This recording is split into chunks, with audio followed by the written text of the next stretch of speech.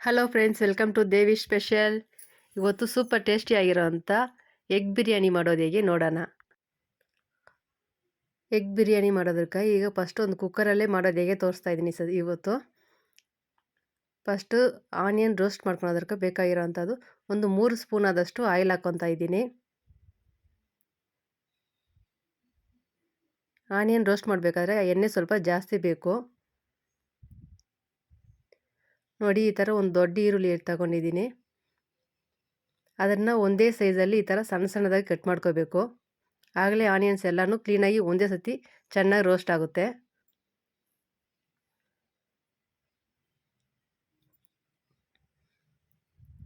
ಎಣ್ಣೆದಲ್ಲಿ ಹಾಕ್ಬಿಟ್ಟು ನಾವು ಈ ಥರ ಕೈ ಬಿಡ್ದಿರ ತಿರುಕೊಡ್ತಾ ಇದ್ದರೆ ಆನಿಯನ್ಸ್ ಎಲ್ಲನೂ ಒಂದೇ ಥರನೇ ಒಂದೇ ಕಲರಲ್ಲಿ ಬರುತ್ತೆ.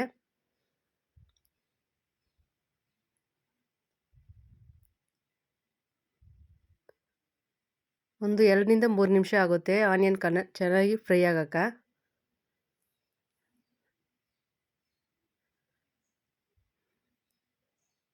ನೋಡಿ, ಈ ಥರ ಆನಿಯನ್ಸ್ ಚೆನ್ನಾಗಿ ಫ್ರೈ ಆಗಬೇಕು. ಹಾಗೆ ಕ್ರಿಸ್ಪಿಯಾಗಿ ರೋಸ್ಟ್ ಚೆನ್ನಾಗಿರೋದು. ಈಗ ರೋಸ್ಟ್ ಮಾಡಿರೋಂಥ ಆನಿಯನ್ಸ್ನ ನಾವು ಸಪ್ರೇಟಾಗಿ ಒಂದು ಪ್ಲೇಟಲ್ಲಿ ತೆಗೆದಿಟ್ಕೊಳ್ಳೋಣ.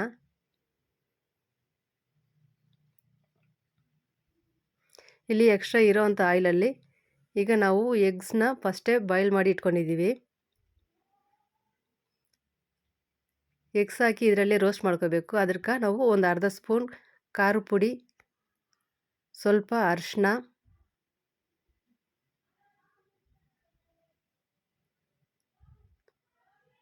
ಸ್ವಲ್ಪ ರುಚಿಗೆ ತಕ್ಕಷ್ಟು ಸಾಲ್ಟ್, ಉಪ್ಪು. ಈಗ ಇಷ್ಟು ಹಾಕಿ ನಾವು ಬೇಯಿಸಿರೋ ಅಂಥ ಎಗ್ಸ್ನ ಈ ಥರ ಮಧ್ಯದಲ್ಲಿ ಕಟ್ ಮಾಡಿ, ಲೈನ್ಸ್ ಜಾಸ್ತಿ ಕಟ್ ಮಾಡಬಾರ್ದು. ಈ ಥರ ಮಧ್ಯದಲ್ಲಿ ಒಂದು 4 ಲೈನ್ಸ್ ಹಾಕಿ ಎಣ್ಣೆಯಲ್ಲಿ ಹಾಕ್ಕೊಂಡ್ರೆ ಸಾಕು.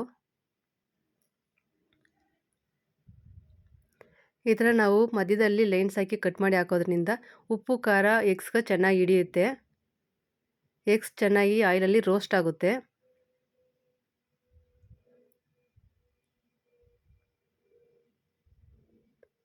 ನಾನಿಲ್ಲಿ 6 ಎಗ್ಸ್ ಯೂಸ್ ಮಾಡಿದ್ದೀನಿ. ನಿಮ್ಗೆ ಬೇಕಾದರೆ ಇನ್ನೂ ಸ್ವಲ್ಪ ಜಾಸ್ತಿನೇ ಯೂಸ್ ಮಾಡ್ಬೋದು.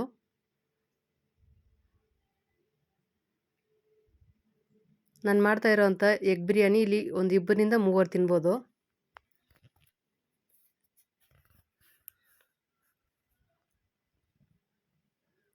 ನಾವು ಒಂದೇ ಕಡೆ ಬಿಟ್ಟರೆ ಈ ಥರ ಎಗ್ಸ್ ಒಂದೇ ಕಲರ್ ಬಂದುಬಿಡುತ್ತೆ.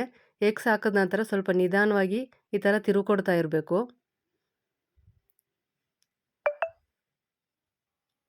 ಈ ಥರ ನಾವು ನಿಧಾನವಾಗಿ ತಿರುಕೊಡೋದ್ರಿಂದ 4 ಕಡೆನೂ ಒಂದೇ ಕಲರ್ ಬರುತ್ತೆ. ನೋಡಿ, ಈಗ ಎಗ್ಸ್ ಚೆನ್ನಾಗಿ ಫ್ರೈ ಆಗೈತೆ.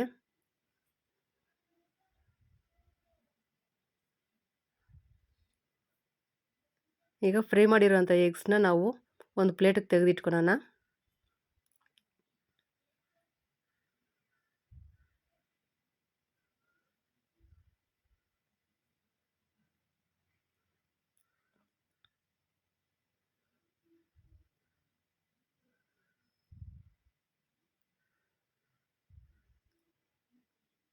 ಈಗ ಎಗ್ಸ್ನ ರೋಸ್ಟ್ ಮಾಡಿರೋವಂಥ ಆಯಿಲ್ ಇನ್ನೂ ಸ್ವಲ್ಪ ಹಂಗೆ ಐತೆ. ಇದರಲ್ಲಿ ನಮ್ಗೆ ಬೇಕಾಗಿದ್ದರೆ ಇನ್ನೂ 1 ಸ್ಪೂನ್ ಆಯಿಲ್ ಇದರಲ್ಲಿ ಆ್ಯಡ್ ಮಾಡ್ಕೋಬೋದು.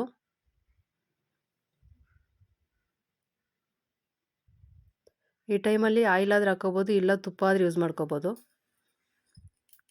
ಈಗ ಒಗ್ಗರಣೆಗೆ ಬೇಕಾಗಿರೋಂಥ ಕಸ್ತೂರಿ ಮೆಂತಿ, ಪಲಾವ್ ಎಲೆ, ಸೋಂಪು, ಚಕ್ಕೆ, ಲವಂಗ, ಮರಾಠಿ ಮೊಗ್ಗು, 1-2 ಏಲಕ್ಕಿ. ಈಗ ನಾವು ಇಷ್ಟು ಹಾಕಿ ಒಗ್ಗರಣೆಗೆ ಹಾಕ್ಕೊಳ್ಳೋಣ.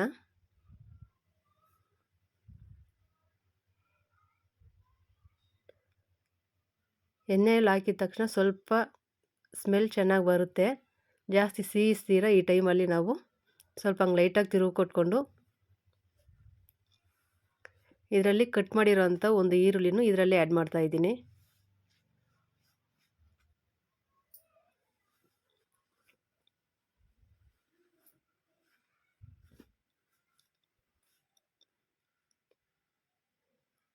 ಈರುಳ್ಳಿಯನ್ನು ಜಾಸ್ತಿ ಫ್ರೈ ಮಾಡೋ ಅಷ್ಟಿಲ್ಲ, ಸ್ವಲ್ಪ ಲೈಟಾಗಿ ಕಲರ್ ಬಂದರೆ ಸಾಕು.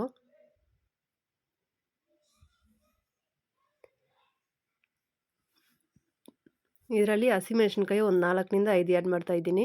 ಹಸಿಮೆಣಸಿನ್ಕಾಯಿನ ನಾನು ಕಟ್ ಮಾಡಿ ಹಾಕ್ತಾಯಿಲ್ಲ, ಫುಲ್ ಮೆಣಸಿನ್ಕಾಯಿ ಹಂಗೆ ಹಾಕ್ತಾಯಿದ್ದೀನಿ. ಹಸಿಮೆಣಸಿನ್ಕಾಯಿ ಫ್ಲೇವರ್ಗಿದ್ದರೆ ಸಾಕು, ಖಾರ ಏನೂ ಬೇಕಾಗಿಲ್ಲ. ನಾವು ಈಗಲೇ ಜಾಸ್ತಿ ಖಾರ ಆ್ಯಡ್ ಮಾಡಿದ್ದೀವಿ. ಇದರಲ್ಲಿ ಕರಿಬೇವಿನ ಸೊಪ್ಪು 1 ರೆಕ್ಕೆ ಹಾಕ್ತಾಯಿದ್ದೀನಿ.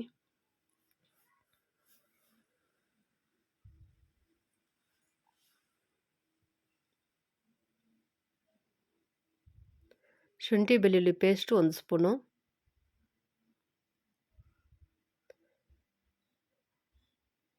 ಶುಂಠಿ ಬೆಳ್ಳುಳ್ಳಿ ಪೇಸ್ಟ್ ಹಾಕಿದ ನಂತರ ಅದರಲ್ಲಿರೋವಂಥ ಹಸಿ ಸ್ಮೆಲ್ಲೆಲ್ಲ ಹೋಗಿ ಚೆನ್ನಾಗಿ ಫ್ರೈ ಆಗಬೇಕು.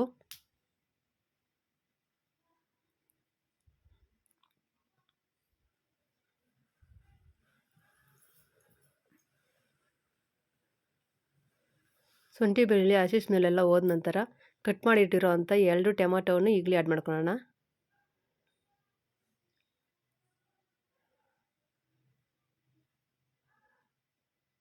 ಟೊಮೆಟೊ ಜಾಸ್ತಿ ಬೇಯೋಷ್ಟಿಲ್ಲ, ಟೊಮೆಟೊದಲ್ಲಿರೋವಂಥ ಒಟ್ಟು ಸ್ವಲ್ಪ ಬಿಟ್ಟರೆ ಲೂಸ್ ಆದರೆ ಸಾಕು.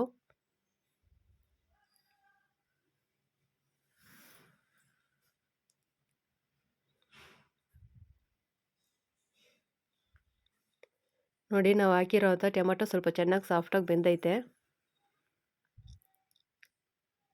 ಈ ಟೈಮಲ್ಲಿ ನಾವು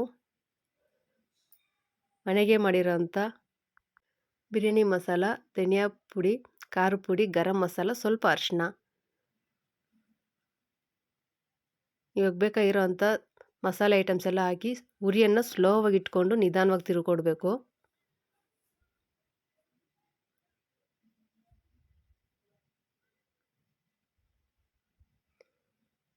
ಮಸಾಲೆ ಹಾಕಿದ ನಂತರ ಮಸಾಲೆ ಸೀದೋಗ್ದಿರ ಸ್ವಲ್ಪ 1 ಅಥವಾ 2 ಸ್ಪೂನ್ ನೀರು ಹಾಕ್ಕೊಂಡು ಮಿಕ್ಸ್ ಮಾಡ್ಬೋದು.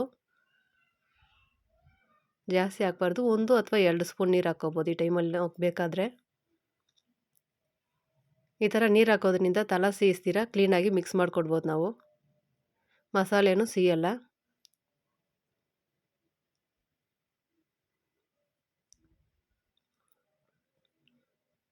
ನೋಡಿ, ನಾವು ಹಾಕಿರೋವಂಥ ಮಸಾಲೆ ಐಟಮ್ಸ್ ಎಲ್ಲ ಚೆನ್ನಾಗಿ ಬೆಂದು ಅದರಲ್ಲಿರೋವಂಥ ಎಣ್ಣೆ ಎಲ್ಲ ಈ ಥರ ಈಚೆಗೆ ಬಿಟ್ಟು ಬರಬೇಕು.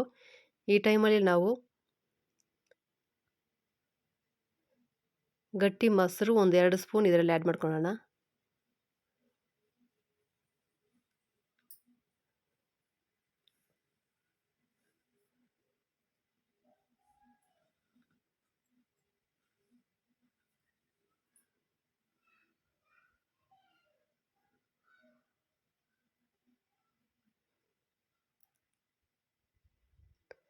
ನೋಡಿ, ಮೊಸರು ಹಾಕಿದ ನಂತರ ಆಯಿಲ್ ಸಪ್ರೇಟಾಗಿ ಮಸಾಲೆ ಸಪ್ರೇಟಾಗಿ ಯಾವ ಥರ ಕಾಣಿಸ್ತಾ ಇದೋ ಈ ಥರ ಚೆನ್ನಾಗಿ ಫ್ರೈ ಆಗಿ ಬರಬೇಕು. ಈ ಟೈಮಲ್ಲಿ ನಾವು ಫ್ರೆಶ್ ಆಗಿರೋವಂಥ ನಾಟಿ ಕರಿಬೇವಿನ ಕೊತ್ತಂಬರಿ ಸೊಪ್ಪು, ಸ್ವಲ್ಪ ಪುದೀನ ಸೊಪ್ಪು ಆ್ಯಡ್ ಮಾಡ್ಕೋಬೋದು ಮಸಾಲೆ ಬೇಯ್ತಾ ಇದ್ದಂಗೆ.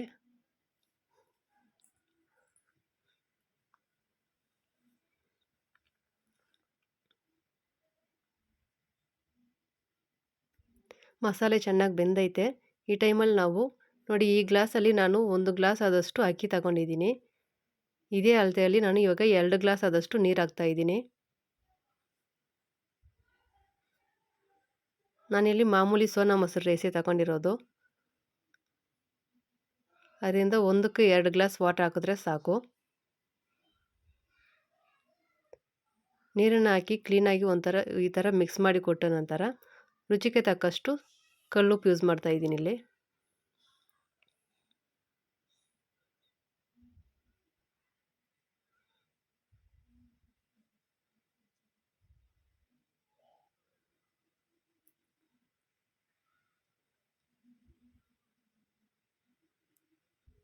ನೀರು ಈ ಥರ ಚೆನ್ನಾಗಿ ಕೊದಿತಾ ಇರಬೇಕಾದ್ರೆ ಈಗ ನಾನಿಲ್ಲಿ 1 ಗ್ಲಾಸ್ ರೈಸ್ನ ಒಂದು ಅರ್ಧ ಅವರ್ ಚೆನ್ನಾಗಿ ನೆನೆಸಿಟ್ಟಿದ್ದೀನಿ. ನೆನೆಸಿರೋಂಥ ಅಕ್ಕಿ ಫುಲ್ಲು ಹಾಕ್ಬಿಟ್ಟು ಕ್ಲೀನಾಗಿ ಒಂದು ಸತಿ ನಿಧಾನವಾಗಿ ತಿರುಗಿಕೊಡ್ಬೇಕು, ಅಕ್ಕಿ ಇಲ್ಲಾಂದರೆ ಒಡೆಯುತ್ತೆ. ನೀರು ಚೆನ್ನಾಗಿ ಕೊದಿತಾ ಇರಬೇಕು, ಆ ಟೈಮಲ್ಲಿ ನಾವು ಅಕ್ಕಿ ಹಾಕಬೇಕು.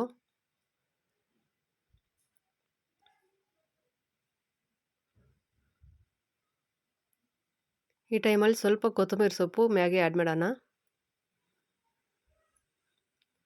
ನಾವು ಫ್ರೈ ಮಾಡಿ ರೋಸ್ಟ್ ಮಾಡಿ ಇಟ್ಕೊಂಡಿರೋವಂಥ ಎಗ್ಸ್ನು ಈಗಲೇ ಆ್ಯಡ್ ಮಾಡೋಣ.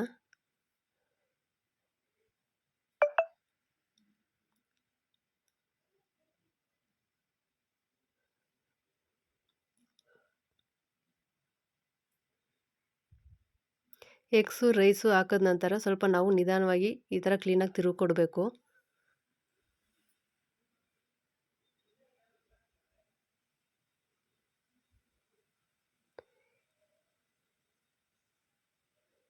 ಲಾಸ್ಟಲ್ಲಿ ನಾವು ಸ್ವಲ್ಪ ಈ ಥರ ಒಂದು ಅರ್ಧ ನಿಂಬೆಹಣ್ಣನ್ನ ಕ್ಲೀನಾಗಿ ಹಿಂಡಬೇಕು.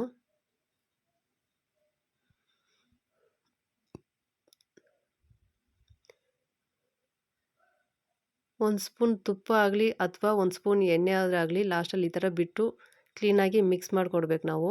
ಈ ಥರ ಎಣ್ಣೆ ಆಗಲಿ ತುಪ್ಪ ಆಗಲಿ ಬಿಡೋದ್ರಿಂದ ನಾವು ಹಾಕಿರೋಂಥ ರೈಸ್ ಚೆನ್ನಾಗಿ ಉದುರು ಉದುರಿಯಾಗಿ ಬರುತ್ತೆ. ತಳ ಸೀಸ್ದಿರ ಉದುರು ಉದುರಿಯಾಗಿ ಬರುತ್ತೆ. ಟೇಸ್ಟು ತುಂಬ ಚೆನ್ನಾಗಿರ್ತದೆ.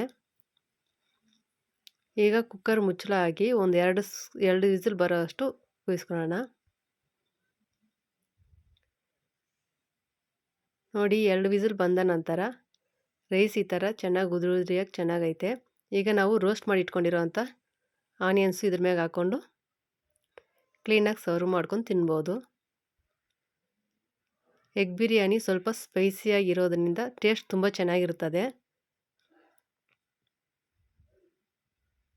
ಮಾಮೂಲಿ ಚಿಕನ್ ಮಟನ್ ಬಿರಿಯಾನಿಗಿಂತಲೂ ಎಗ್ ಬಿರಿಯಾನಿ ಇನ್ನೂ ತುಂಬ ಟೇಸ್ಟ್ ಚೆನ್ನಾಗಿರ್ತದೆ. ಮಕ್ಕಳು ತುಂಬ ಇಷ್ಟ ಬಿದ್ದು ತಿಂತಾರೆ.